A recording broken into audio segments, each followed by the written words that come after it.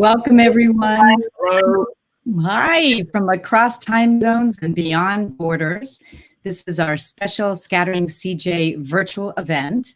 And joining me on screen is our producer and my producing buddy, David Lobato, who's joining us from across the pond. Hey, David. Thank you. Hello, Andrea. And to introduce the dynamo behind this whole project, Andrea Kalin, director, producer, maestro, and a dear friend and a hero of mine. And you'll hear a lot of this praise as you go as we go along. Thank you everyone for joining us live and very unrehearsed, but we will absolutely make the best of this that we can. And I know we're all here for the right reasons, obviously in tangential various different regards to Scattering CJ, the film and the project itself, but we're here to mark International Suicide Survivors Loss Day, and to everyone who has watched the film over the past 10 days when we've made it available to view, everyone who has been following this whole journey for the past 5 or 6 years or beyond, whether it's been the film or with the Twomeys on their personal journey, or whether you've just heard of it through social media or you've been involved in whatever way. Welcome, thank you for joining us, and we hope you get something out of this evening. So David, morning, evening, afternoon, all the above, actually. All the above. They're all right, they're all right. This wasn't the first film that you actually produced and worked on that actually tackled mental health issues, correct? No, that's correct. I co-wrote something called Cyberbully several years ago. Actually, round about the time that Scattering CJ was launching, which was to do. It was sort of the flip side of social media and online presence. In that it portrayed the very visceral threats and the darkness that it can bring. And so in Scattering CJ, it was actually wonderful to find the lightness and the human goodness and the kindness that can spontaneously be evoked through, an online presence, and just making those connections with people that you've never met all over the world. And so it was nourishing for me in more ways than one, having sort of immersed myself in the darkness that can come and the trolling and everything that all the buzzwords that we're all so aware of and wary of, hopefully. And it feels that the milk of human kindness is always so much rarer than the other. Absolutely. It's a real torch for us to sort of hang on to, and I think has just endured throughout the years where, not only, our online presence grows more and more each day and with each passing generation, but I think also just in light of current events, I think we need to see and we need to know that there's spontaneous good and that these things can still be evoked. Do we ever? We all need that reinforcement. Exactly. So I know when we hit the road or are on the film festival circuit or doing interviews, the most frequently asked question is, how did we first learn about Scattering CJ? And how did we connect to Hallie and John Twomey? And since you were responsible for recruiting me too and enlisting me as the director, why don't you give folks the backstory? But I also wanted to tack on another question as well, and that is, has making this film changed you in any way? Oh, I mean, yes, completely to the second part of that question. The background to how the film came about is, I'm a screenwriter by trade, and I work with true stories a lot of the time, and I'm also a news junkie, and I scour the headlines and long form journalism, looking, out of human interest predominantly, but also looking for possible material to adapt and dramatize. And I came across the Scattering CJ when it was the Scattering CJ story when it was picked up by the Associated Press, I think pretty early on its existence.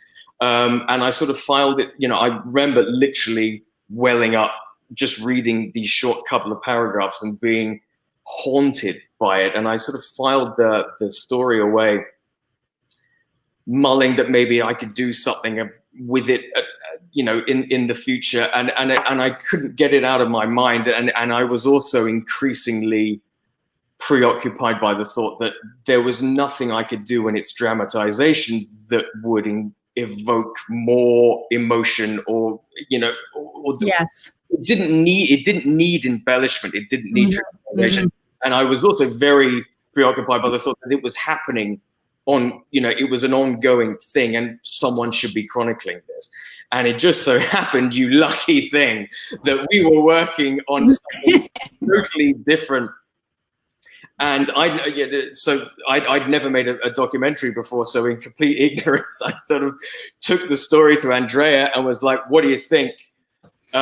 Fingers crossed. And Andrea came back. I think your immediate response was, I mean, yes, but I have no idea how we're going to do this. And that's basically been our mantra for the past 5 minutes. That never changed, actually. Basically, yeah.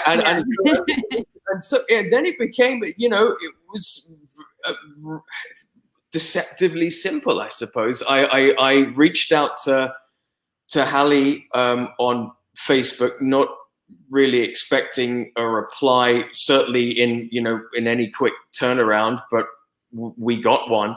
And fast forward a week, and we had a very long, very involved Skype with Hallie and John. And I think we all felt that there was an immediate connection and sense of trust. And I think maybe 10 days later, Andrea had a camera crew flying to Maine, and the journey had begun, and it all feels so crazy looking back on it, but so organic and the most natural sort of thing. Absolutely. And I mean, I think we were all kind of, even 5 years ago, feeling jaded, feeling cynical, and along comes this story that is so extraordinary, a story of humanity, a story of all these selfless strangers remembering a person that they'll never know, and giving a global hug to a family they'll probably likely never meet. And it was just the sheer goodness, the kindness that was evident from continent to continent. It was hard to turn away from that. I mean, it actually just, even starting in a very dark place, it really did reflect the brightest of lights, as we've said, and the best of all of us. And it was just the family themselves, as open as they were, the community that gathered around this family. I just felt humbled to be around so many people that were willing and desired to make this place a little bit more welcome, a little bit warmer, a little bit less judgmental. So it seemed like a natural. It was 5 years ago. And I think, as we even started here, this community really does span the globe. And one thing that I thought could be kind of fun for us to bring our audience in fairly early is to create a word cloud together. And anyone who's with us on Facebook, you'll see that there is a link in Facebook. Put that in your browser and you'll be prompted a question. Where are you joining us from? And just let us know what city, what country, what town, what village, wherever you're coming from. If you're watching on YouTube, you can also take that link out of the comments column, or you could also go to slido.com and just use the hashtag #StrongerTogether. But I would love to see who's out there, as Hallie has always, embraced such a wide community, and to see what that word cloud form looks like. So while we're getting people giving them rather some time to be able to do that, I also thought we should see a short clip that takes the very simple words that Hallie first posted, the words of a heartbroken mom in this moment of desperate inspiration. This was the launch of Scattering CJ.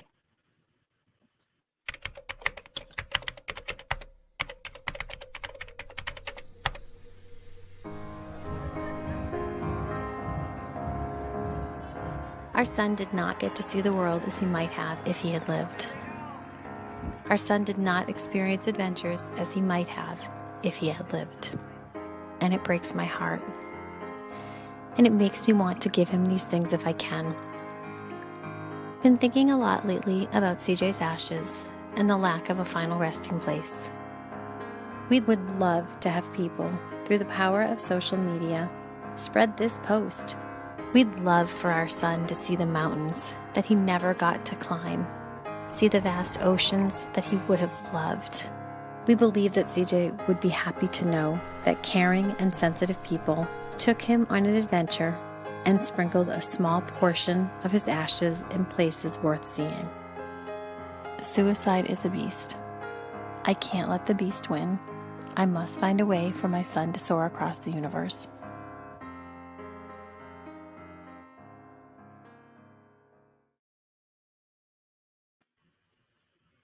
Okay, so look at this. We've got New Zealand, Canada, New York, DC, Rockville, Fairfax, Lewistown, Pennsylvania, California, Los Angeles, Derby. Okay, well, it's filling in, and we're going to hopefully get more. I would love to see that canvas just completely covered, because I know that there are a lot of people who have joined us both today and this week. It's been incredible, David. I think, maybe 700 or more people have watched the film, which is so exciting. Wow. And with those words, we know Hallie actually stayed determined to that commitment to have CJ soar across the universe. His ashes were in space. He has been scattered in over 1,000 different locations. 22,000 people joined her Facebook page. She formed this community that, years later still remains very strong. And for us to even tell her story, we needed a community as well. We needed a community of a talented team. We needed a brain trust of clinicians, of health practitioners, of people who have become more open with the struggles that they've experienced and have shared that publicly. And having that kind of team is what has allowed us to be able to tell the story as we have. One of the go-to resources that I always consulted as I was making this film was The Mighty. And The Mighty really is a mighty publication. I think it's up to like 3 million subscribers. And we are really, really lucky today to have Sarah Schuster. Sarah started out as a journalist. And I think she shared with me earlier that she was writing for The Mighty when she was in school. And I'm not surprised that the kind of rawness and brutal honesty of her words resonated with the Mighty team. And as soon as she graduated, jumped over to the Mighty, took over as mental health editor, and now is the contributions editor. And so, Sarah, it's wonderful to have you here to talk about the Mighty, to talk about in 2020 our mental health state of mental health, which is pretty stressed and strained. But if you could tell us a little bit about the Mighty, about what you do, what you've learned, and a little bit about this day as well. Yeah, that was such a sweet introduction. Thank you. Yeah, I did. And this is something that I don't talk about a lot, but I did start as a contributor for The Mighty. And one of the first pieces I wrote were actually about my own experience with suicidal thoughts. And so to be here today is just such a beautiful moment. But for those of you watching who maybe aren't familiar with The Mighty and what we do, we're essentially an online community. We're an online community for people with lived experience, with disabilities, with chronic illnesses, with mental illnesses, other things. And our whole goal is to connect people with these different lived experiences so they can people who they can relate to and know they're not alone. So as she said, that I used to be the mental health editor, and in the process of that, and through my time at the Mighty, we've published thousands of stories about people's experiences with suicide loss, with suicide attempts, with thoughts of suicide, because even though, you know, suicide is obviously framed and is a mental health issue, it also crosses into all the communities we cover, people who live with chronic illnesses, people who live with disabilities. So it's a really important topic, and I'm happy to be here today to kind of represent the Mighty in our community, and also to kind of speak to all of you. I was thinking about Survivor Day, which is today, right? It's a day for suicide loss survivors. And I was thinking about what it's for. And to me, Survivor Day is really a day where survivors can kind of find each other. I think that as people who have been touched by suicide know, it's a really unique kind of grief. And just like when you are experiencing suicidal thoughts, isolation, and kind of keeping to yourself is what kind of makes it thrive. Also, I think when you're in grief, staying isolated with your experiences and not talking about it is also how grief thrives and how you kind of prevent your healing. So one of the most important things you can do as a suicide loss survivor is talk about it, right? Is reach out, is to not be alone in your silence. And I'm really proud of everyone involved with this film for this reason, because we really are speaking out. And I'm also proud of everyone who's watching here, because by joining, if you have been touched by suicide, you're refusing to be alone. You're refusing to be in the silence. And that, I think, is what this day is for. So like I said, couldn't think of a better place to be than here on Survivor Day. Now, and this is very exciting for me, I actually get to introduce a clip by Dr. Jerry Reed. He's a legendary advocate in the suicide prevention space. And what he's going to share with you all is some history behind Survivor Day. So thank you again for being here. Definitely check out the Mighty, become a contributor yourself if you have a story to share. And I will be back later. Good afternoon. My name is Jerry Reed, and I'm a Senior Vice President for Practice Leadership at the Education Development Center. In that job, I spend a great deal of time focused on suicide prevention. Having said that, many years ago, I worked for Senator Harry Reid from the state of Nevada in the U.S. Senate. Back in 1996, we held a hearing one day on the mental health of the elderly. And at that hearing, Mike Wallace from 60 Minutes was one of our witnesses. And he was there to talk about his own suicide risk and how he, with the proper help, was here to ask the Senate to do the same for the rest of the nation. And during that hearing, Senator Reid shared with America that he had lost his own father to suicide many, many years earlier. And on that day, when others heard that from around the country, survivors of suicide loss called Senator Reid's office and asked him if he'd become a champion. He did so without hesitation and introduced Senate Resolution 84, which basically recognized that suicide was a national challenge warranting a national solution, and he called for the development of a national strategy for suicide prevention. That strategy is in place today and has been updated in 2012 to be even more relevant. Similarly, in 1999, Senator Reid was asked to sponsor a resolution which recognized International Survivor of Suicide Loss Day, a day to be recognized on the Saturday before Thanksgiving each and every year. And it is for that reason that we are gathered today. I want to acknowledge that that day was intended to honor suicide loss survivors for what they'd been through and to help us tell the story that this leading cause of death in America and in fact around the world warranted a response. It was no longer adequate or acceptable to keep a veil of secrecy over suicide so that we couldn't talk about it. And when you can't talk about it, you therefore can't do anything about it.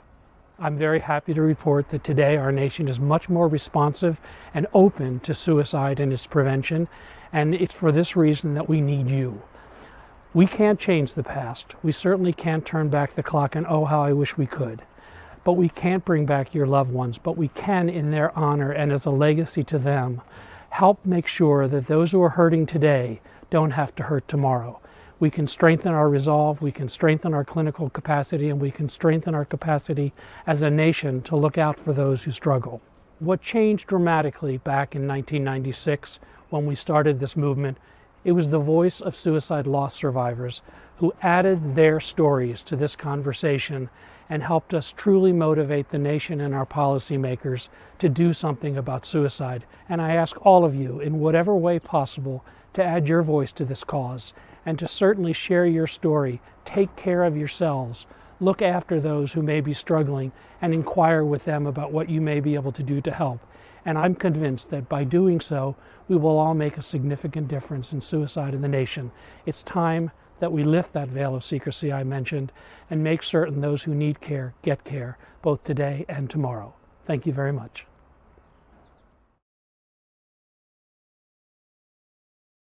Hi, my name is Kerry Toyerson and I'm a composer based in Los Angeles, California.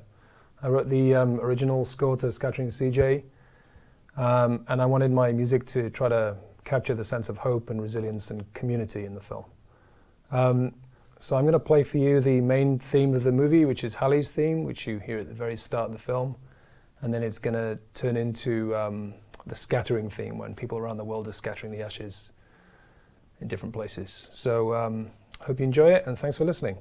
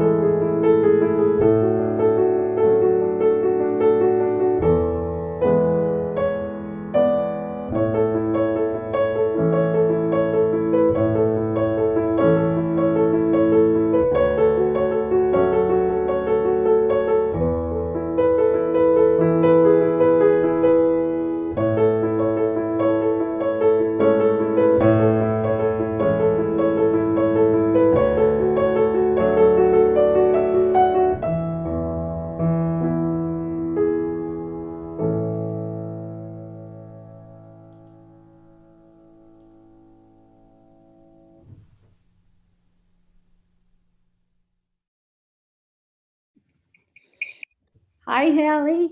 Hi, Wendy. How are you? Listen, I mean, I don't know if I should be talking about this now or once we're recording, but I'm so sorry about CJ. You had told me I'd still be standing 10 years later and a decade. It really hit me. Every anniversary has been very difficult for me. I mean, life has been difficult, but the decade anniversary just seemed like that's such a defining chunk of time for everything in life. You know, you're a decade older, and it just sort of dawned on me, like, that's a defining thing where if you said to somebody, my son's been gone a decade, like, that means something. And it just, I'm covered in goosebumps right now because, yeah, that's how I've been feeling. It's creeping up for me. It's always once the summer ends, because TJ's birthday is in September, and so once the summer comes to an end, I just always start recounting the last days of his life, like I can remember. And this year it's particularly heavy because, like you said, that 10-year mark. In fact, I cannot believe it. Like I cannot believe that 10 years have passed. In some ways, it seems like it was just yesterday. one of my children decided to end his life, and that just rocks you to the core. I definitely carry it, but I work really hard, and it sounds like you do too, because I do want to not just be surviving. I want to have joy in my life, and I want my boys to see that we are still a family and we can still have joy. But you never get over it. Like that whole word closure, and I hate those terms, because it's not something you ever get over. You carry it with you forever. Closure's too definitive of a term for me. I can't even imagine what that would look like, because it's just not a part of my reality. And Right. I mean, it's the same thing with you. It's that, don't we wish we never had to meet for this reason? It's that I give up it all. I give it all up to have CJ back. And so I feel like a broken record that way, but it truly is. Nothing matters. People have said to me, oh, it's so great that, CJ went into space and all these, and it is, given circumstances, but that means my son's dead. Right. And, he died by his own hand, which I try not to force my thoughts down on people, but I'm pretty chatty and open, and I have to be as raw and honest as I am, because otherwise I don't think I'd survive. I had to find purpose, right? And one of the things I go out there and I speak and I advocate and I want to raise awareness, because I always say, look, if it could happen to my family, it could happen to any family. So, be aware, understand, and have conversations. I never had a conversation with my boys about suicide. I talked to them about a lot of things, but never entered my mind to have those conversations. And I don't know that it would have changed it, but I think it's so important. And that's what, Scattering CJ does that as well. It gives a platform to have conversations with, with your kids, with your families, and to let them see how it does change you, and it changes the entire family, the entire community, right? All of his friends and everybody, is forever changed, and will carry that with him. Part of the reason I'm still surviving is because I haven't kept a percentage of what I feel inside. And if I did, I wouldn't be here. And I think that's an important message too, for people that are, have had a loss and, how to move forward. I agree with you. I think one of the most important things is I always just talk about it every which way. I don't know why it helps, and it doesn't, I always say it doesn't have to be with a therapist. I talk, like when I would run into people, it still happens. Oh, how are you? I'll say, you know what? I'm okay, but I'm still having a hard time, and I always say they'll either learn the lesson. Don't ask me how I am, because I'm going to be very honest. And I think that's really important, is to get it out, to share the good and the bad, to be very honest and raw. And, we're all perfectly imperfect. So of course hindsight is 2020. Suicide's not going away.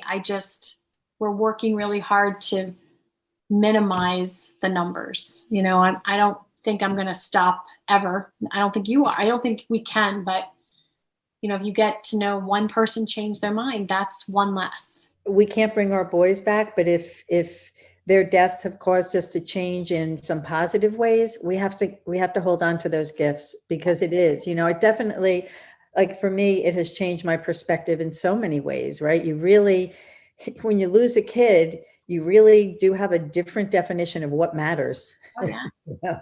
And what's important. And it's life-changing in so many ways. And there's such a perspective shift for me, and even just what other people might be going through, people that are walking around, like I'm walking around. I always say, if somebody just ran into me in the street, they probably wouldn't say, oh, look, that woman lost her kid to suicide. And so I don't know what people are going through, and it has certainly changed my perspective and made me realize that you don't know just by looking at somebody or who you pass on the street. So those little acts of kindness can have a big impact. I wish I had never had a reason to meet you, but it's opportunities like this where people are put into your path for a reason, and it's a little bit, more in the checking off, the understanding I'm not alone, and can't wait to see, how else we can stay connected. I hope that you have a new friend, and I hope that that I am here for you. And if you want to do all that talking that you like to do, and I like to do it too, I'm a good listener, and I'm always would love to hear more about your boy. I I really would do. love to learn more about what you're doing in honor of TJ. I'm Thank sending you. you a virtual hug. Have a wonderful night, Wendy. Bye-bye. Hey everybody, thank you so much for having me here today at Stronger Together. I'm Emma Jane and I have a few songs for you. So this one is called Much Like Myself, and it's about the ways we experience mental illness, often invisible to everybody else. So here goes, enjoy. I don't feel much like myself, but I'm still writing songs that don't seem so sad. I don't feel much like myself, we're polka dots and stripes and black. It don't feel much like myself. Oh, much like myself. It don't feel much like myself. But it doesn't mean I've got a permanent frown. It don't feel much like myself. But if you're calling my name, I'm game of speeding downtown. It don't feel much like myself. Oh, much like myself. People got it harder than you have it. It ain't that comfort to know that a world full of color looks like black and white, and time won't stop moving so slow. I don't feel much like myself, but at times I'm too proud asking for your hand. It don't feel much like myself, but I'd rather be swimming than be left in the sand. It don't feel much like myself. Oh, much like myself. People got it harder than you have it. It ain't that a comfort to know that a world full of color looks like black and white, and time won't stop moving so slow. Oh,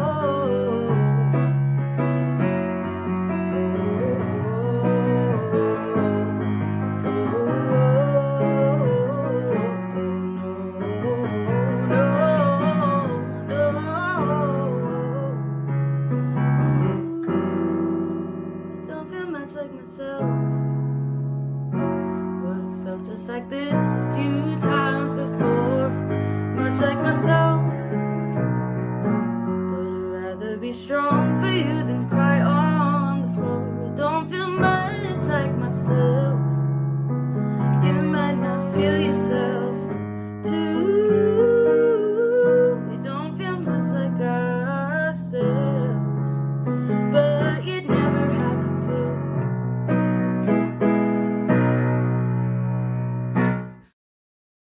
For this next song, I'm going to play something that I wrote specifically for this event. This is the first time I'm sharing this song with anybody, and it's called All We Got, and it's about the way we can show radical empathy to one another during times of tragedy and how we can rally behind the people in our community that need us the most.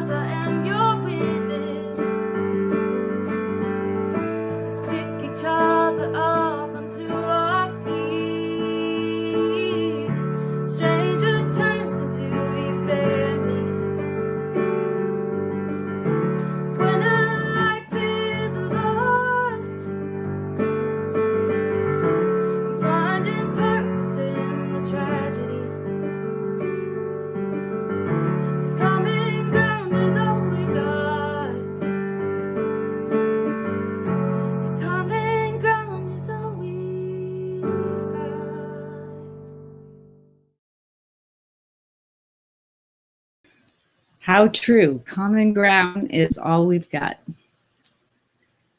Wow.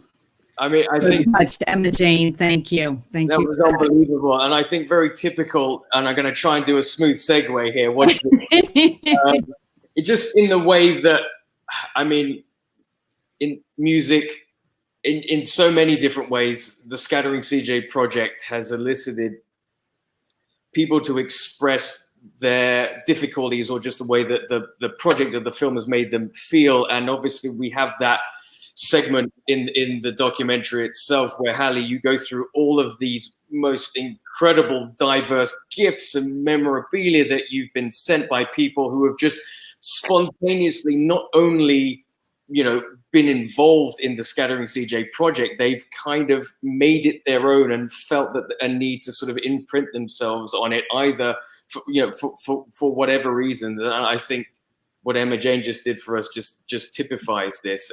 But it's so amazing, and we've spoken a lot in various ways about the perception hurdle of suicide and making a film about suicide and how you get people to interact with it. And yet it's amazing how visceral people's responses to it are. I mean, and I guess maybe you guys want to talk about how people react and when you tell them your story, and whether the way that you've expressed that story has changed over the past sort of several years, and if people's reactions have changed. I mean, I feel that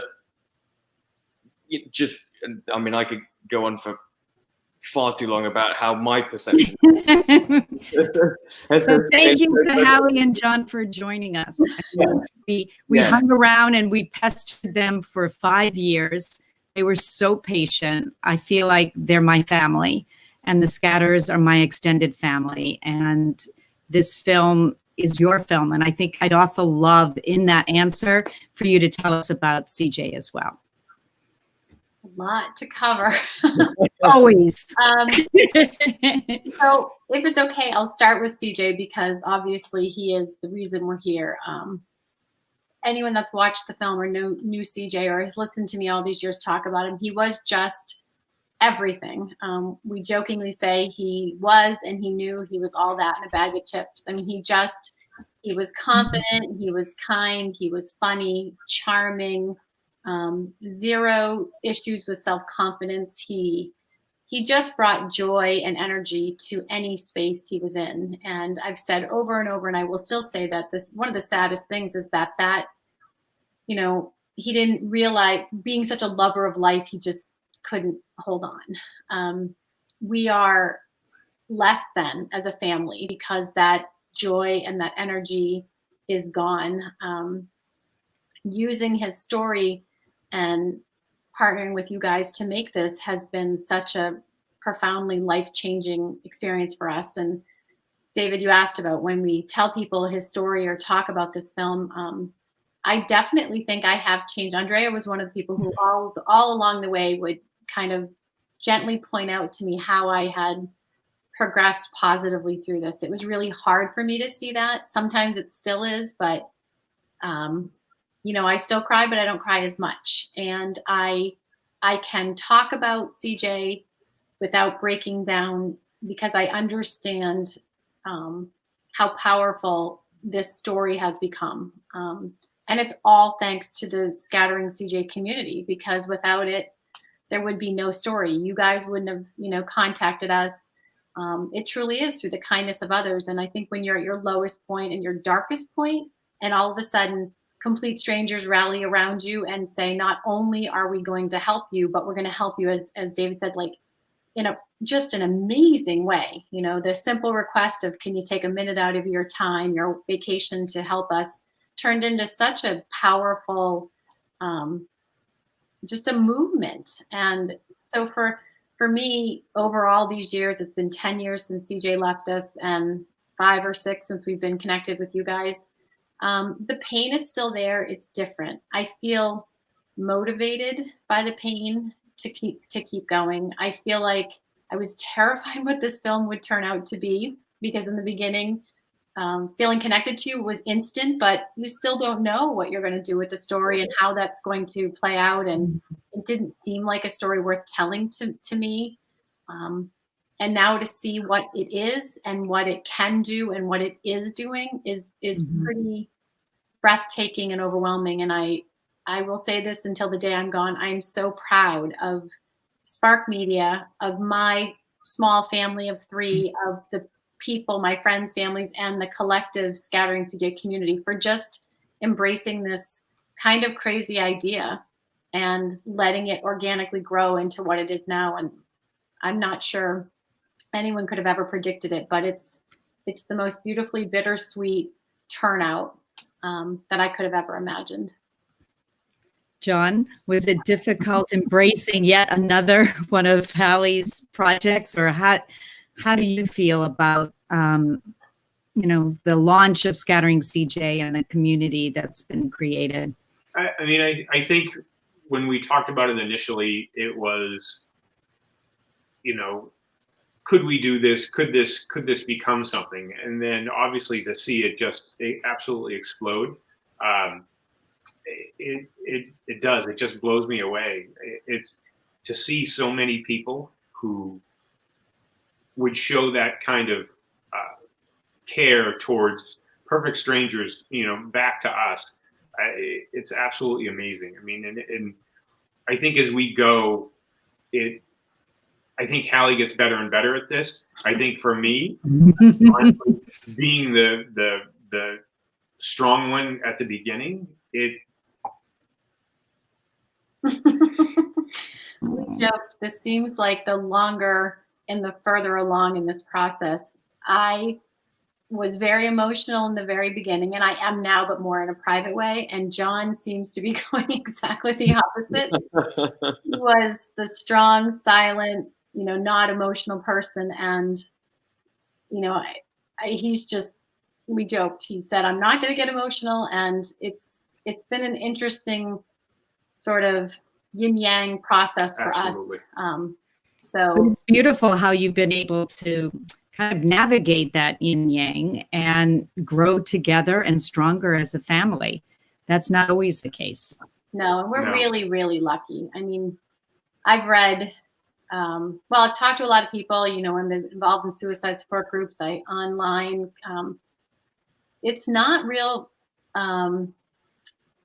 It's not often that people come out of this stronger than when they started. And I've met hundreds of people in person and virtually that have separated, divorced. The remaining children have grown angry. And, when CJ died, our entire focus was CJ and his loss. And, Connor could have been bitter, but we've very thankfully grown together, despite that's not, we didn't want to be a family of 3. We were supposed to be forever a family of 4. And I just am very appreciative of that. And I will never lose sight of how lucky, really, that's what it comes down to.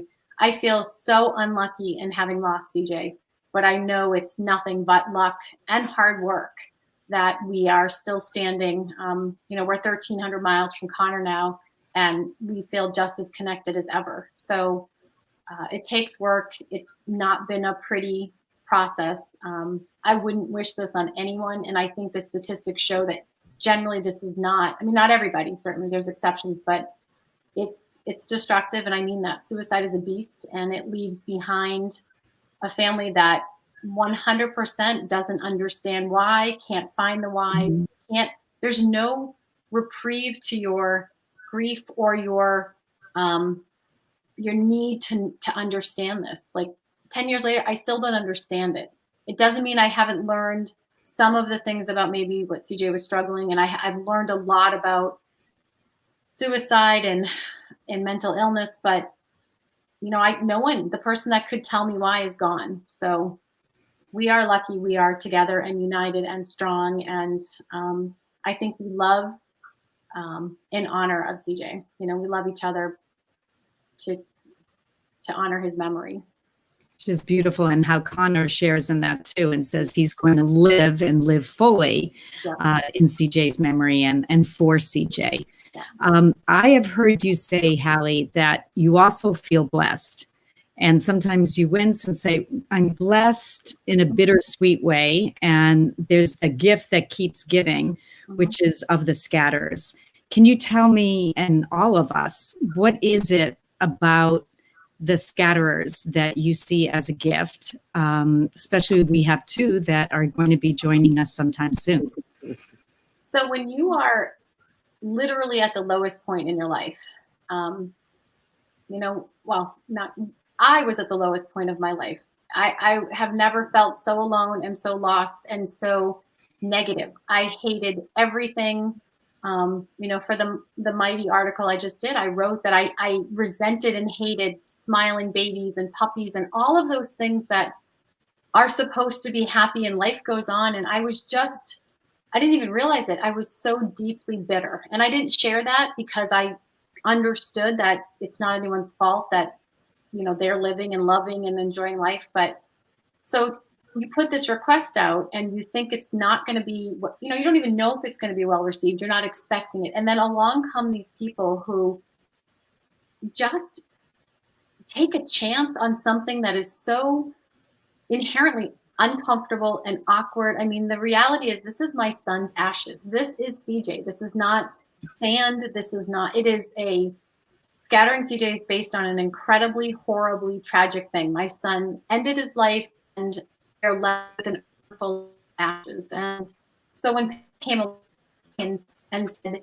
not only yes, I'll do it, but here's why. And the stories started coming, and don't feel alone. Just let me share why this is important to me and share who I lost. It was like all of a sudden, this really dark door sort of like opened a little, and I started to realize that I'm still going to be alone in my grief because, I've learned over the years that every survivor, family, or person, every story is different, even if they're almost exactly the same.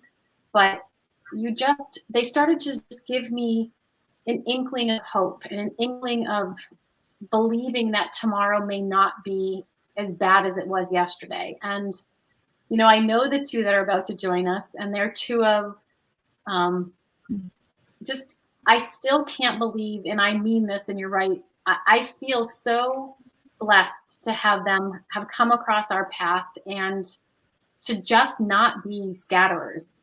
They are as much of my heart as anyone, and extensively to you and the Spark family and David. But these two are just, I don't know. I can't imagine them. I can't imagine my life without them. And I understand if CJ was here, they wouldn't be here. So it's a very, it's an odd place to be. It's sort of an uncomfortable happiness. But I can't bring CJ back. So to have people like the two people you're going to be introducing, it's just, it's magical in some ways. And it's not being spiritual or religious or believing in anything.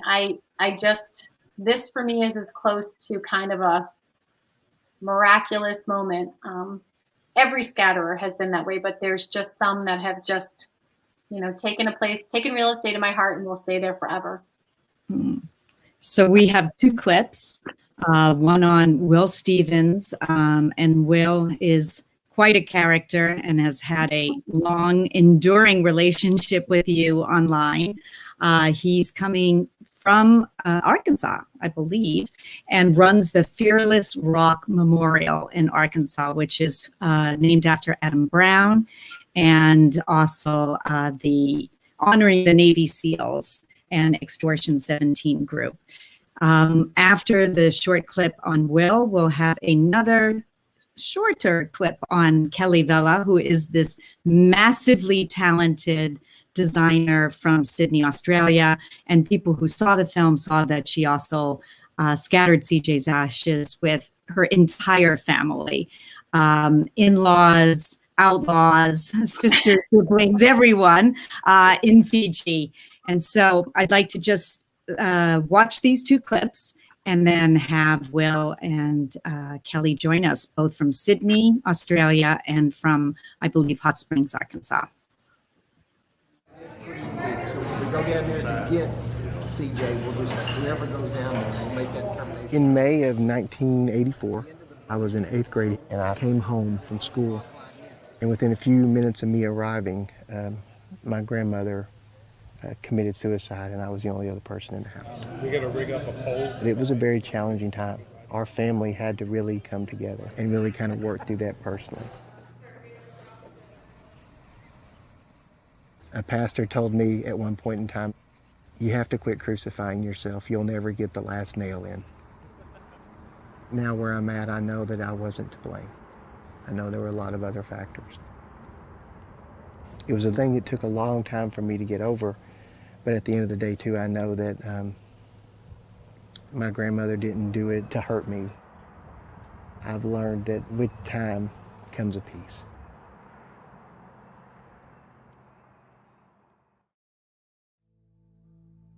My dear friend Hallie, I just want to give you a big mum hug, but words on a screen will have to do. Beyond the contribution I make to my immediate family, scattering CJ's ashes in Fiji is probably the most meaningful event I've ever experienced in my life. I nod my head whenever I hear you say suicide is a beast, and what you do with sharing CJ with the world and inspiring others with your experience is shining a light on the people behind the beast. It really is a magical gift that you're giving your son and everybody involved. Hugs from Australia, Kelly.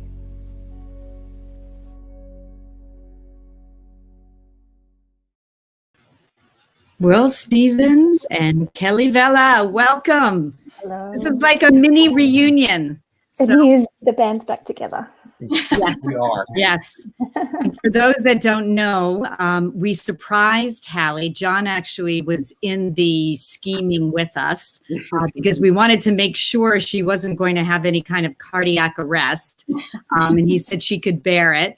But we surprised her at our premiere in Camden. And it was such a funny thing, too, because it involved all these comical capers. It's such a small city. And we had to do all these kinds of, jumps and costumes. And Kelly was in a baseball cap so that when Hallie and John walked by, you wouldn't recognize her or see her. But it was something really, really special. And I would love to hear from each of you. What was that moment like to finally meet each other for the first time, not just online, but in person? Oh, wow. Should I start? I've came Sure. the furthest. You're the farthest. The farthest distance. For me, it was being in Camden and getting to meet everybody face to face that I've grown to know so well and love so much was a really out of this world experience.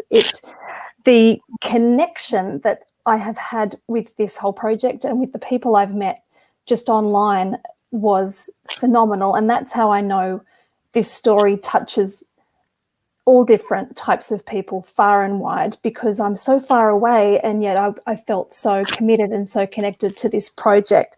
To be there in person and get to hug you all and see your smiling faces, and it's real, everything that is portrayed in the film about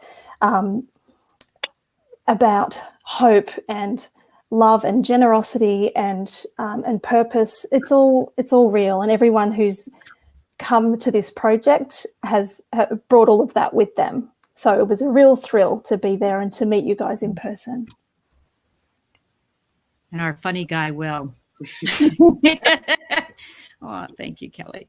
When I got the chance to go to Maine, it was such a beautiful area. And to meet the Twomeys was wonderful. Meet Hallie in person, and to meet John and Connor, and to meet Kelly, and everyone who was involved in this project was, first off, humbling.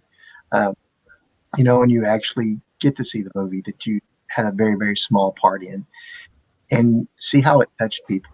And I think that's the one thing about the movie. It's so great. It's sometimes a little challenging and hard to watch, but I love how it brings a difficult conversation out into the light and makes it a whole lot easier.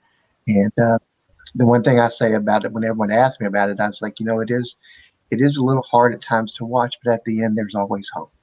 And I think that's the one thing about CJ's story is that you see that. Mm-hmm. Hallie, and John, what was that like for you? Well, I felt, everybody was out to get me. No, you're all. I honestly, the ironic, I love listening when you say, it was all this stealthy endeavor and you had to hide. I 100% with being as honest as I can possibly, had no idea. Wasn't looking like, Kelly told me I practically walked right by her. And you did. Right in the baseball cap.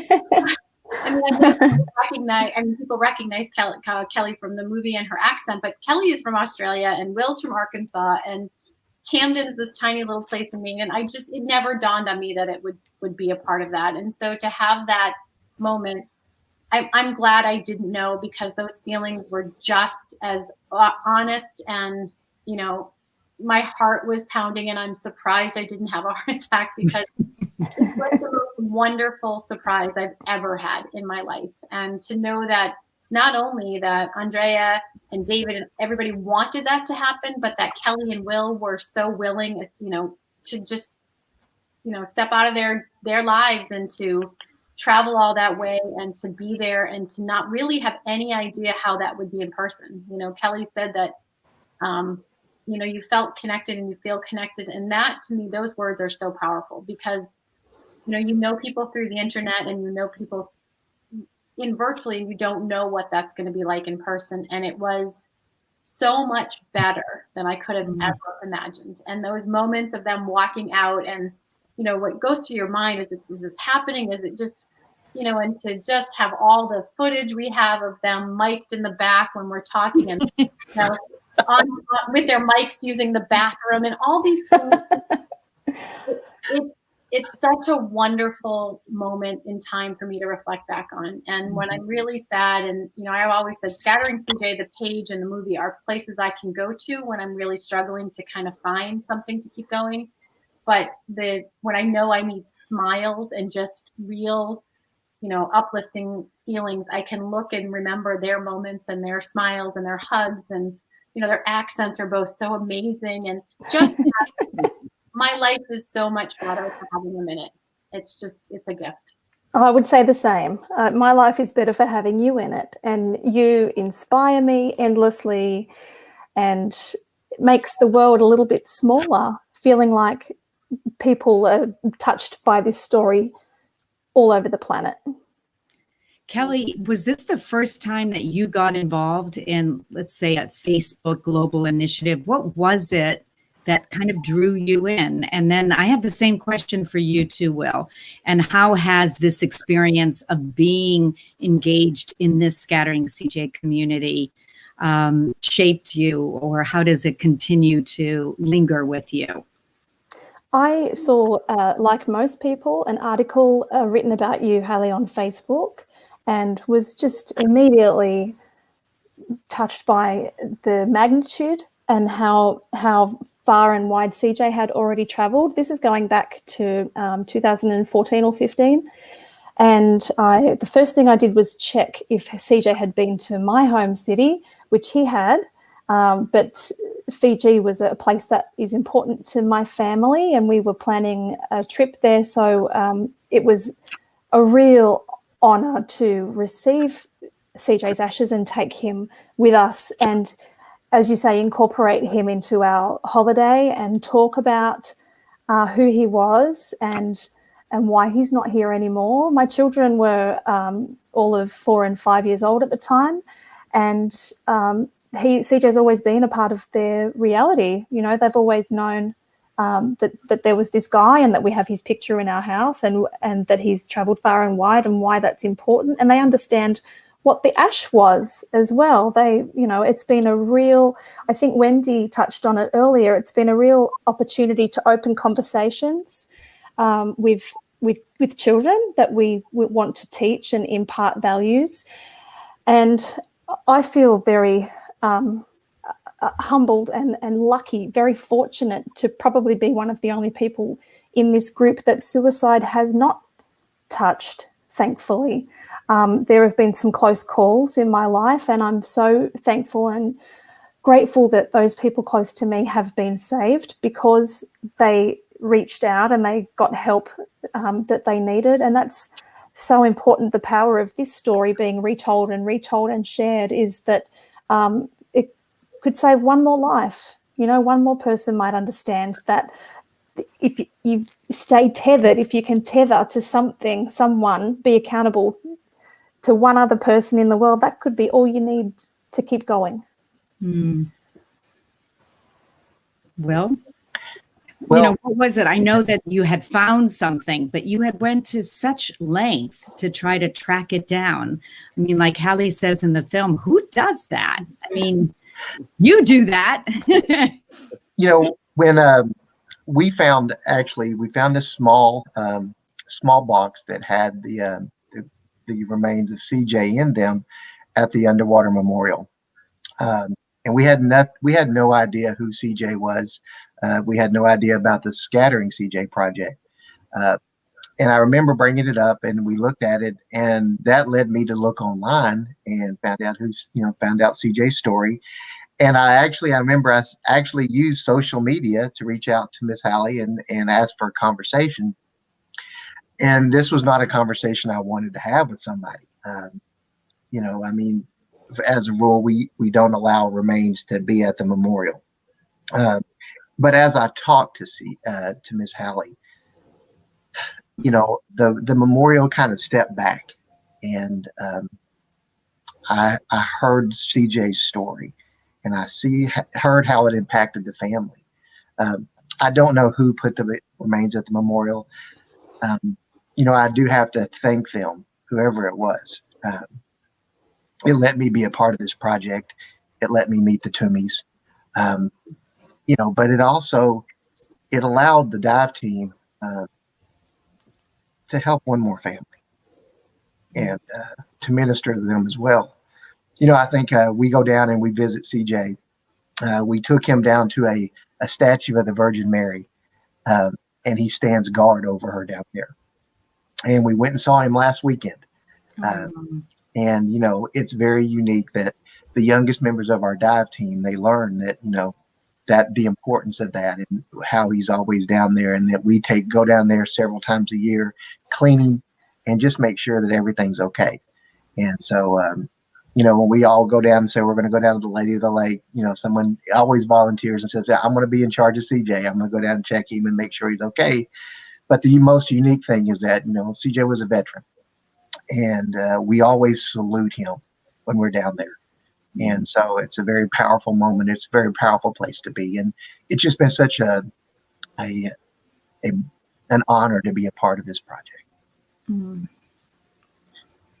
It's incredible to me to hear two people from really, you know, opposite sides of the world, and yet Hallie's words and CJ's loss and the family's grief just had such a ripple effect that it is truly astounding, especially, you know, when we think about today, when distrust and the state of the world is just so rift with, you know, separation and this sense of not necessarily wanting to connect with people. And here, this is incredible, Hallie, of how you've been able to connect so many different kinds of people and speaking different languages and really showing kindness across continents. And that's what I said from the outset is what brought me in addition to being a Red Sox fan and seeing CJ in a Red Sox t-shirt. I couldn't,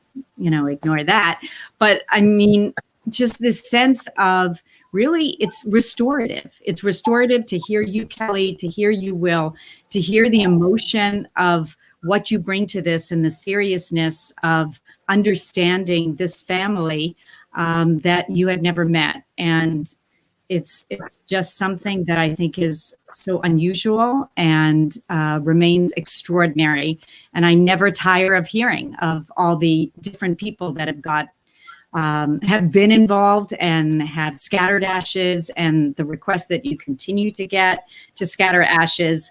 And because I love surprises and there are more scatterers that want to be able to meet you for the first time, we have two more who are joining us today, April Davis and Heidi Bentema. April, hi. Hi, Everybody. Hi, guys. Family. Hi, David. I didn't know anything about this. You think I would expect it, but I would not. It's so nice to meet you both. You too. It's so nice to finally kind of face-to-face meet you. And Selena wanted to say hi. Hi. Thanks, Serena. When we did this documentary, she was, I think, 1.5 years old. Oh my goodness. She's almost 6. Wow. And April, I'm 5 years old. you're 5. Wow. We got to get that right. Yes, of course. It's important that, you know, those years, got to count them correctly. Yes. April, you were featured in the film with your son, who is now much older than he was as Xander in the videos, both of the scattering and also when we came and visited. Yes.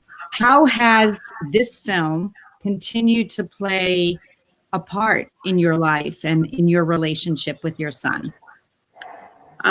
Actually, when this first happened, by the way, he's no longer allowing me to call him Xander, so he is Alex now. Okay. He had no idea about my history with suicide and my depression and things like that. So having reached out to Hallie when she chose me to be a part of this journey, which completely humbled me, it allowed me to talk to him about it. When I received the ashes and stuff in the mail, he was kind of like, what is this? Why are you doing this? Why are you a part of this? So it opened up that communication between him and I for me to explain my depression, my suicide attempts, and explain why, and just get it out there. It brought him and I a lot closer. That was then. Since then, Alex has actually attempted suicide himself.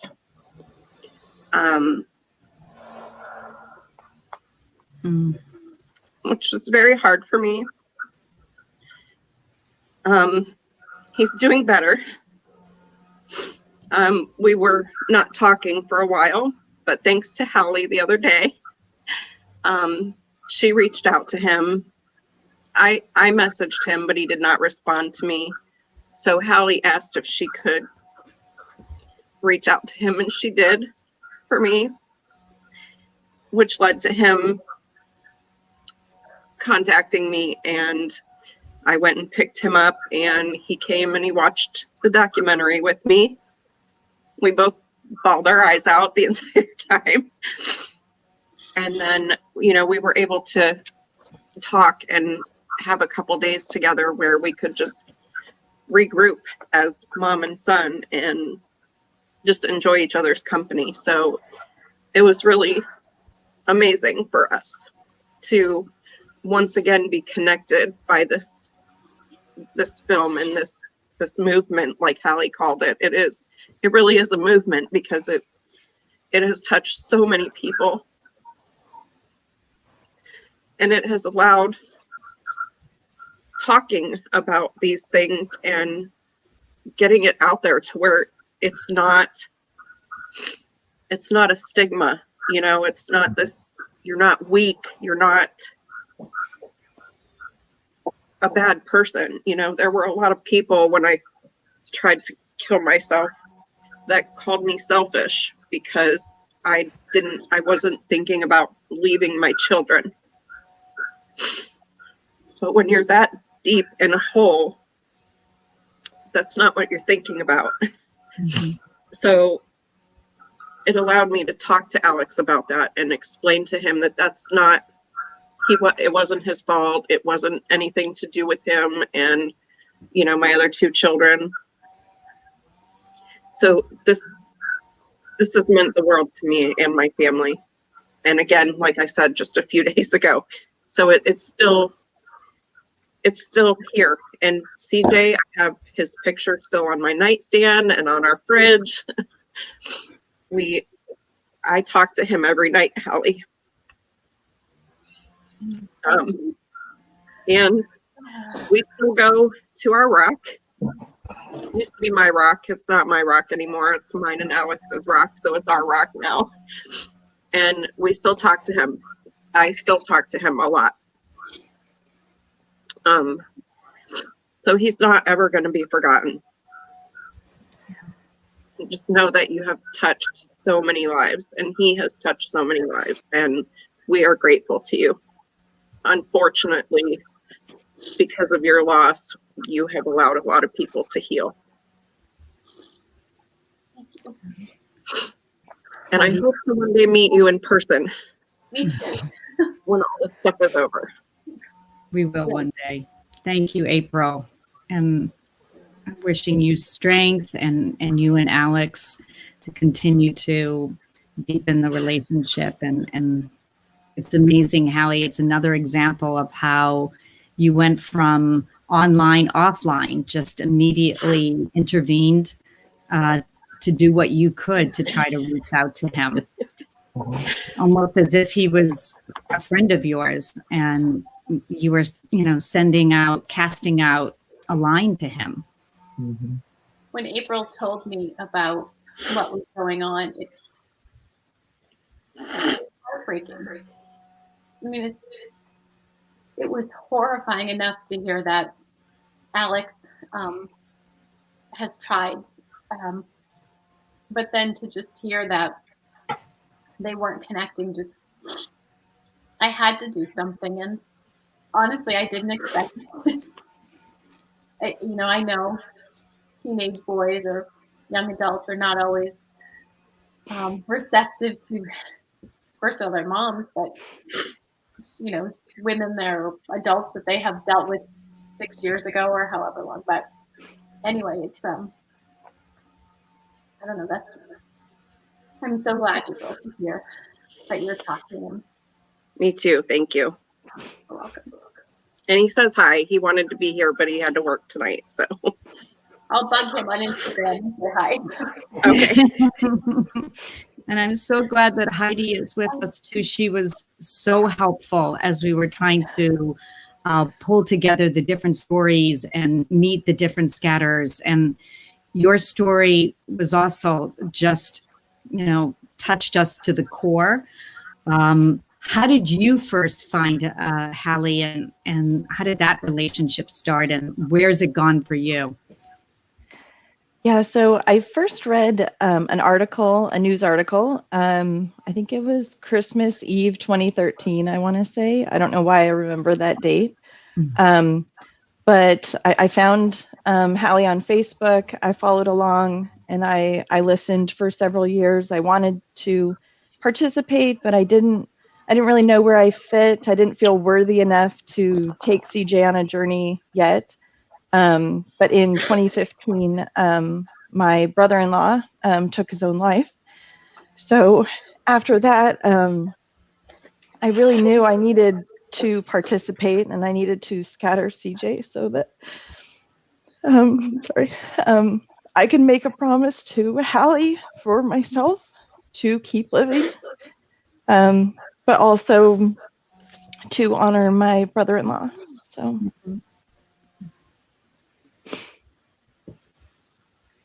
How do you feel, all of us that are on this screen, on a day like this where we're supposed to, as Sarah has even shared, kind of find each other, connect with each other? How has kind of making these connections and really sharing very deep and very painful feelings, how is that for you in this? Is it a sense, as Will says, of giving you some sense of community, some sense of connection that can help mitigate that pain? I know even as a director, I feel that in making this film, that if we can, as Hallie says, help one life, if we can change the direction of one person's outcome, if we can help mitigate the suffering and pain that I've witnessed, your own family has experienced, that this is what connects us to do the work that we do. And I see such a beautiful group of people here. And being Survivor Day, how does this kind of connection help you? And Hallie, is it helping you to know there is this community out there of support?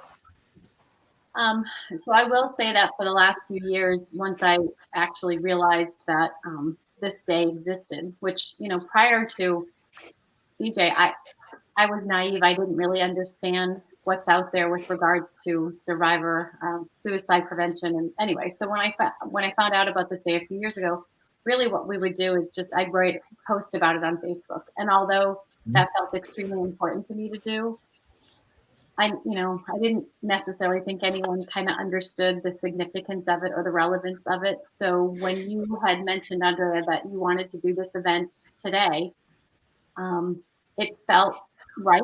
But I will also say that until now, I had no expectations. And I use this word, so I toss it. It is a gift. I mean, this is it. This is really what life is. This is the connections that Scattering CJ. It's not just a Facebook page. It's real. These are real people. John, Connor, and I collectively decided to start Scattering CJ and to share our lives. But the rest of these people, the examples that are here today didn't have to. And that they are here, willing to be here today and to put faces to the amazing community that has formed I'm never going to be able to just post about it again. This is powerful to me. This is the advocacy work at its core. This is faces, this is voices, this is people who are willing to say, I participated and here's why. That's strong, and I hope that this actually helps some people who, like Kelly, which I'm so envious of, have not really had a connection to suicide. Maybe they'll understand why we, as a community of survivors, want to honor, have a day to honor what we've all gone through. And maybe people will see it and just recognize that it can happen. Wendy said it can happen to any family, anywhere, anytime. So this is far more, I didn't expect anything, and I'm just in awe of all of you. So thank you for doing this, Andrea, and for wanting to do this today, because I just didn't understand the strength behind that decision. So thank you. Thank you. I think it's been eye-opening. I know it was for us and our team that to see, to meet, to feel how many people are in pain and have experienced a suicide. I think that was something that just, intellectually it was one thing, and then emotionally it's another. And we see this here on the screen, that it's the rarity of someone that has been spared, and everyone is struggling. And I think that's the most important thing. And in your honesty, Hallie, and in everyone else's honesty on the screen of sharing their own struggles, is that we can be more compassionate with each other. We can be more accepting. We see that when we tap that deepest, darkest place, we don't surface, and we're not alone. That there really are people that care, and there are people who are suffering too, and there are people who are going to understand and feel compassion for others' struggles. And so I thank all of you, all of these amazing, amazing scatterers who continue to inspire our days and continue to inspire us to do the work that we're doing. And hopefully it'll be the good work that ultimately will save some lives. So thank you. And we'll be joining Sarah for a filmmaker panel. I don't know, this is a very hard segment to follow, as they say, but we'll have a few minutes before We then have a meditation and yogi guru who's going to lead us in a breathing exercise, and a really, really special tribute piece to the Twomeys family and to everyone who has lost a loved one to suicide. Please stay with us and watch that, called One More Light. So thank you again. Thank you, Heidi and April and Kelly and Will. And we'll my name is Cheryl Ottenritter, and I was the re-recording mixer sound designer on Scattering CJ, along with my sound design partner, Rick Rush.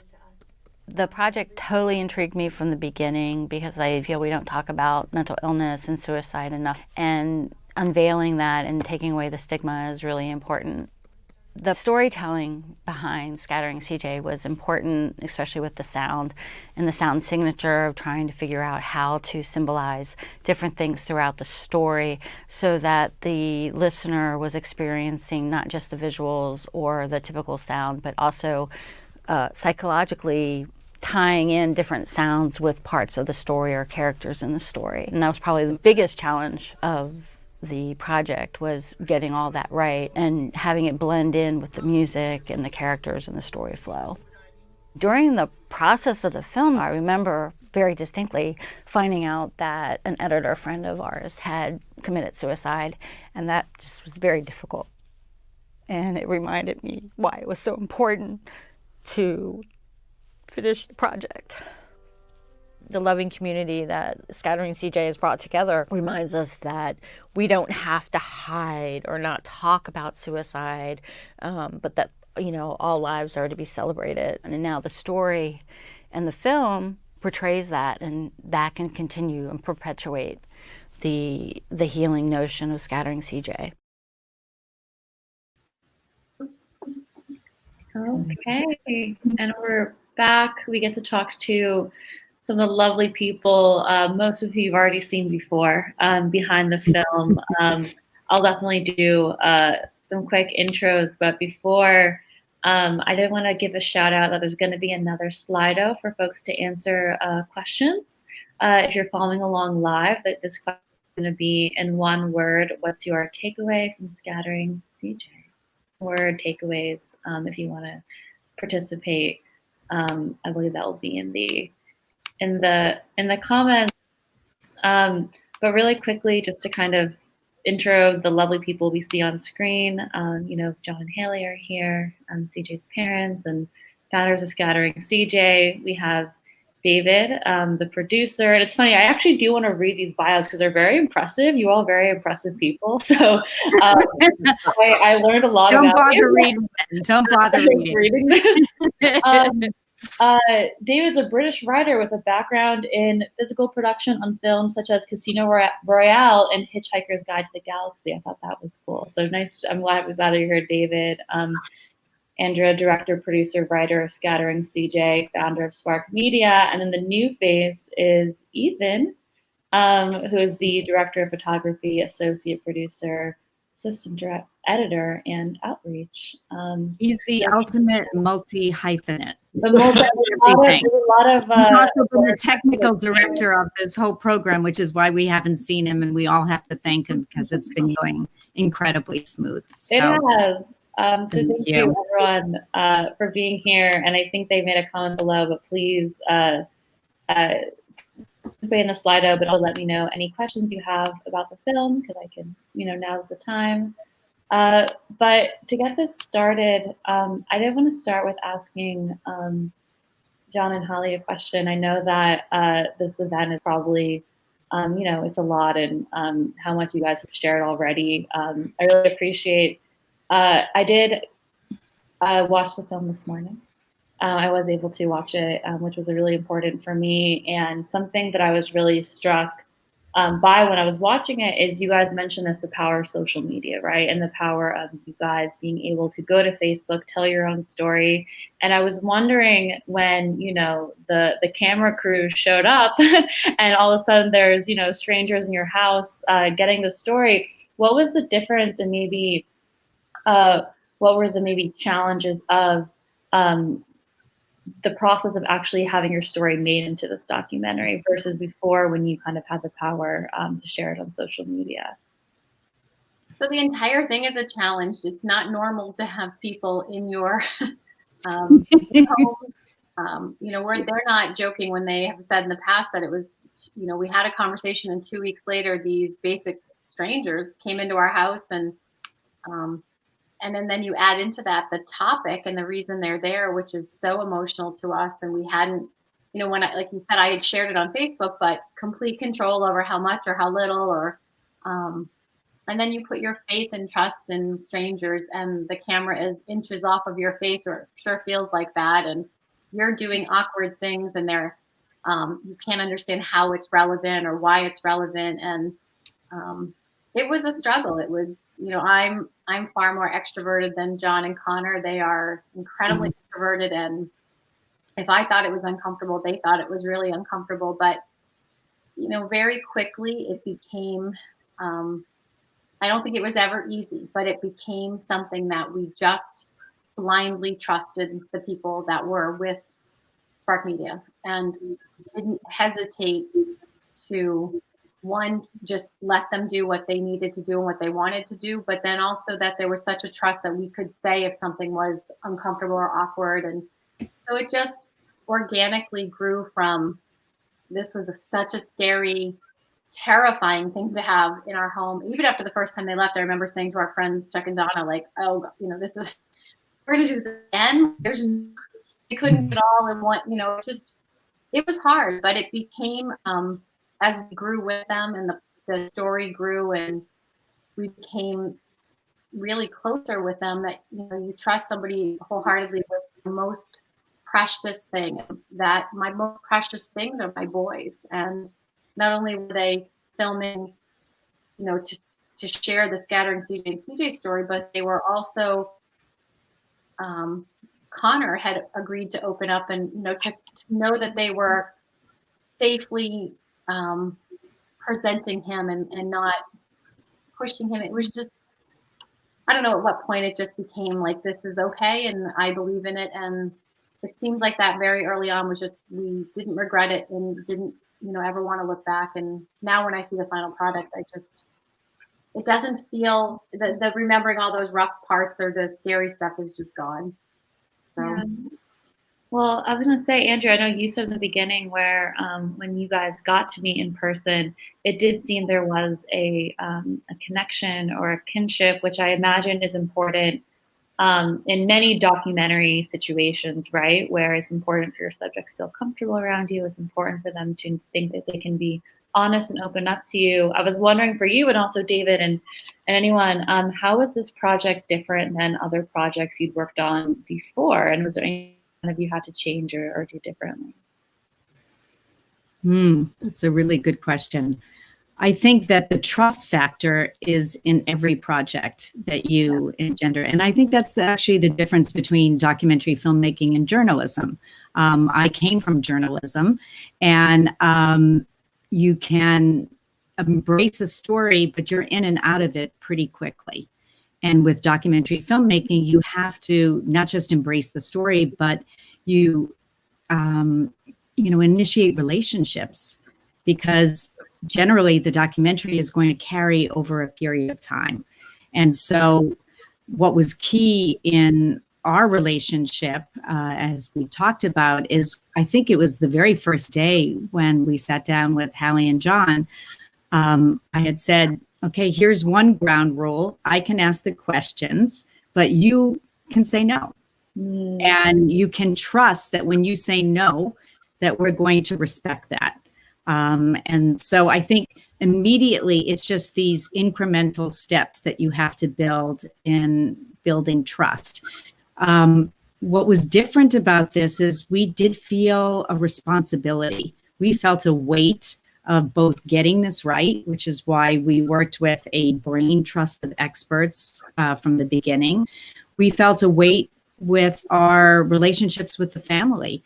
And sometimes Hallie and I would have such really deep conversations that I felt I need a therapist here. I mean, how am I going to address some of this pain? And I felt I was responsible. I was bringing it up. And so it's one thing to believe in the power of story, which I do, but you also have to believe that when you ask someone to open up, they're ready to open up. And that was something also that we continue to do. I think even today that we check in with each other, because I think it's really important that I want to hear, where are you? And she's so open and honest. She'll say, I'm feeling this or feeling that. And so I think that was very different than in other productions. How about you, Ethan? Yeah, I think sort of the one that you touched on was really just sort of this sense of responsibility.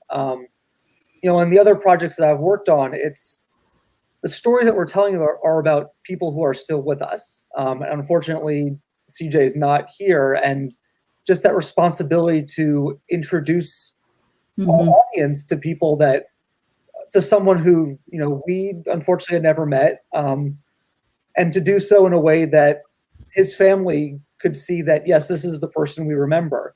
I think that was really a challenge, and hopefully it's something that we were able to accomplish, because what we really wanted people to walk away from the film, not just inspired by the Scattering CJ project or having these conversations, which are both very important, but also feeling that they knew CJ and that he wasn't, as Hallie says, defined by the last moments of his life, but rather who he was in those moments leading up to it. I think, and just to sort of step back in terms of just the rude filmmaking of it all, and that it wasn't just a piece of work and that it's done and then it's finished. And which is quite often, obviously working in drama and narrative fiction, my experience of what dealing with a piece of material is. So having it be a human thing that's ongoing for many years was a sudden kind of terrible realization several months in, and I was like, oh my God, and it is that weight of responsibility, but at the same time, it became restorative unto itself. And we've spoken about that moment where, Kelly and Will, we were able to sort of smuggle them in under the radar at the premiere and have them meet Hallie for the first time and the family. That moment, I think, for Andrea and I, that the anticipation of that moment kept us going for years. I think it was, filmmaking is hard. This was unique, had its own unique challenges, and creatively and pragmatically. But I think from quite early on, there was this glimmer of, if we can get to that moment, how special that would be. And it was very true to everything about Scattering CJ. Was the anticipation of being able to bring people together and something transcendent happening through that. And it happens all the time. I mean, even just here, the magic of bringing Heidi and April and Will and Kelly, none of that was scripted. None of that was structured. All we did is say, come on, or would you come on? And of course, they answered yes before we even finished the question, to meet Hallie and John. And so it's that magic just that continues to permeate. Oh, I love all your answers, and I relate to it a lot. We talked about this, Andrea, just because when you are dealing with stories about such tough subject matters, I always talk about how I have my editor hat, and then I have my more human hat, my more friend hat. And I feel like when you're in this kind of situation, you have to have your filmmaker hat on sometimes. So you have to get the work done. You have to do your job. You have to, some distance can be helpful, but you also don't want to get too caught up in having that filmmaker hat on, because then you're not doing things like checking in and making sure that everyone's okay. And I think that people are so generous to share their stories that it is your responsibility as someone who's making it happen, to make sure that it continues to be good for everyone on all sides. So it's really good to hear you say that. And I think that that's what kind of compassionate filmmaking and compassionate storytelling includes. And I think it actually makes the final product, more meaningful too. We do have a great question from the audience that anyone can answer, really. Stephanie asked, scattering CJ is a journey of many. What do you think your most surprising takeaway while or after filming this was? And I think this could be for either the filmmakers themselves or for Hallie and John. For me, I guess being in John's sphere, I loved being in a tattoo parlor. I was shocked. And I was so intrigued that, you know, for a couple of years since he got this massive and intricate tattoo on his leg, I continue to use these flash tattoos, 1 month tattoos. And I think I'm finally graduating soon, John, to get my own. But I think that was a total surprise for me. I didn't think I'd be so into the tattoo thing. I'll go. For me, it was literally, it's kind of simple, but it's just that I didn't realize how many people truly will participate in something with the expectation of no return, you know, no benefit to them. I've done over the years, before Scattering CJ, we did blood drives in CJ's honor, and I always, CJ was an organ donor, and we used to fundraise for the New England, or what it was called the New England Organ Bank at the time. Now it's New England Donor Services. But anyway, I always felt that, you know, we'd have a raffle, and I felt like I had to give something. And I found that if I had prizes for people to potentially win, that they would give. So I think when this started, I partially didn't expect too much, because I thought there's no return, there's no physical return. And it's just been a, you know, a beautiful understanding for me that, I mean, there's literally nobody. I told people in the beginning when they agreed to do it, they could, you know, they had to agree to let me use their words if they sent words or a picture or their videos, but certainly didn't know this would ever happen. And they had nothing, they, you know, not even a guarantee that they would get something posted on the small Scattering CJ page, and they still offered, and the offers continued to come in, and they still do. So just that inherent kindness that people are willing to extend when there is truly no concrete, you know, benefit for them on their end is just, and it's such a great thing to know now that I guess I just didn't realize existed. So. Yeah, I mean, I think on a more serious note, it's the ongoing discovery of kindness, and just, you know, as corny as it may sound, it really did restore our faith in people, and that gets shaken a lot now. And yet this project and the people we've met through this project really does strip all of that and allows you to see the beauty in the darkest of places and in the most difficult times, and to really witness resilience. That's always fascinated me in films too, is the sense of how do people struggle? How do they transcend, you know, the unfathomable? And Hallie and John and Connor, each in their own individual ways, and all of the scatterers in their own respective ways, have proven that to us, you know, and shown us, not just proven their strength, but shown just magnificent and different ways of how to cut through some of life's biggest crises. And that is always surprising and never gets old. I think for me, it was, well, this probably speaks to my own blind ignorance going into it, really. But like, I knew that there's a mental health issue and a huge problem with suicide, you know, just through abstract numbers going into this journey. And it was always that sort of anecdotal, oh, everyone knows someone who knows someone who's committed suicide. And it was always a couple of degrees of separation. And I think if I could sum up, you know, my perception of what that issue is, either through, you know, my own personal journey 5 years on, it's like, it's not everyone knows someone who knows someone, it's everyone knows someone. And it's that immediate. And everyone needs whatever tools they can get to talk about it. And I think we've all been, in various capacities, overwhelmed by just sort of the need sometimes that the Scattering CJ project and the film, or both, it galvanizes an organic conversation, because hopefully, it does bring a sense of hope, and it maybe makes it that little bit easier to talk about personal struggles, or someone you're worried about, or history in your family and what that means. And that is something it just overwhelms me, and it's that great need, and how wide the issue is, and how much work there is to keep doing, Mm-hmm. Mm-hmm. Yeah. Well, someone in the comments said, "Nicely said, David." So you obviously just previously being a little ignorant, which we all start with, right? It's like, it's clear that, everyone learned a lot and took a lot away from making this film. And again, I'm happy to be here and appreciate you all. I know that we're going to move on to a moment of reflection, but Ethan, did you want to talk about the breakouts really quick?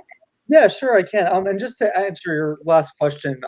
Yeah, of course. The last question, what I would say is that what I really got out of this is that it's incredibly difficult to get the ball rolling on actually having a conversation about mental health and suicide. But once you ask that first question, it becomes infinitely easier with each following question to have that conversation. So if people can just sort of have that bravery to say that first thing, ask someone, you don't see yourself, can you, is there something going on? Are you feeling suicidal? I think that's just immensely important, and hopefully when people leave here, they'll sort of have that, they'll feel that strength to go out and actually just ask that question, because as difficult as that is, I promise you through my own experience that first question is the most difficult one to ask. Mm-hmm. And then it transitions perfectly actually to these three breakout rooms that we have scheduled after this. Is we've been posting about it in the chat throughout the program, but we are going to have 3 Zoom breakout rooms with 3 folks who have volunteered their time. We're really grateful for that. We have Anne-Marie Matulis from the American Association of Suicidology's Impacted Families and Friends Division, Brian Baldwin from the Southeastern Nassau Guidance Center. He is a licensed social worker specializing in alcohol and substance use. And Linda Schaefer, who we're going to see a clip of in a moment here, who is a yoga instructor and youth ministry director. And she's an expert in meditation and breathing, and she'll actually be doing an exercise on Zoom, an extended one after you see this clip, if you're interested in joining that. So those are our Zoom breakout rooms. So please join us in a couple minutes for those. Thank you, Ethan. Thank you, Sarah. Yeah, thanks everyone. Thank you so much for joining us today on this day of remembrance, this day of healing, this day of hope. My name is Linda Schaefer. I'm a yoga instructor, and it is my honor to be here with you today. Yoga and the other mind-body practices are about so much more than movement. At their very core, they are about learning to be fully present, letting go of our past, not getting lost in the future, but living fully in this moment. I invite you to close your eyes for just a moment and breathe deeply with me. As you close your eyes, let go of the room around you. Begin to notice the way that your breath moves through your body.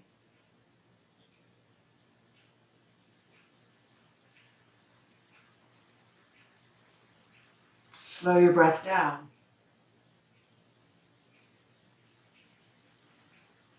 Can you breathe from your collarbone all the way down to your pelvic floor?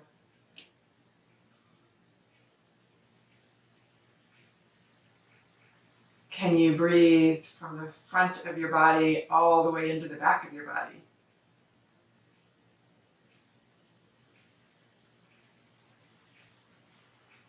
Can you open up your body a little bit more side to side?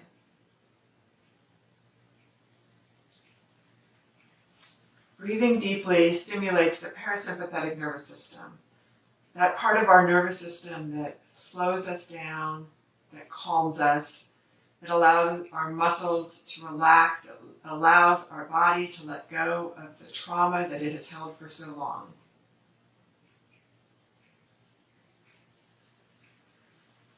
Notice the way that your body feels, your emotions, your attitude. And slowly open your eyes if you haven't already. I invite you to get a candle and to light your candle with us. Sharing your light with the world. Because we need every light. And we all care if one light goes out.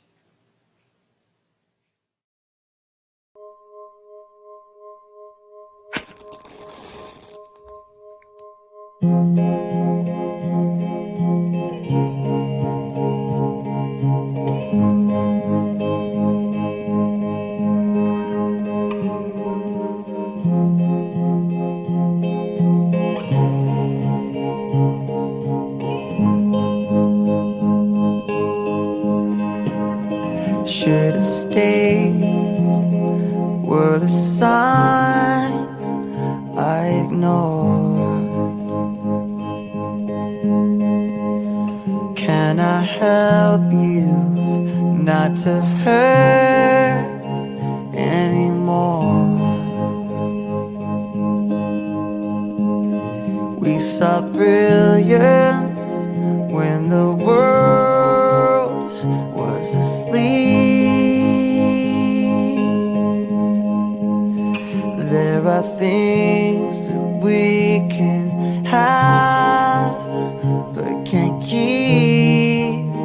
If they say, who cares if one more light goes out in the sky of a million stars? It flickers, flickers. Who cares when someone's time runs out? If a moment is all we are, or quicker, quicker. Who cares if one more light goes out? Well, I do.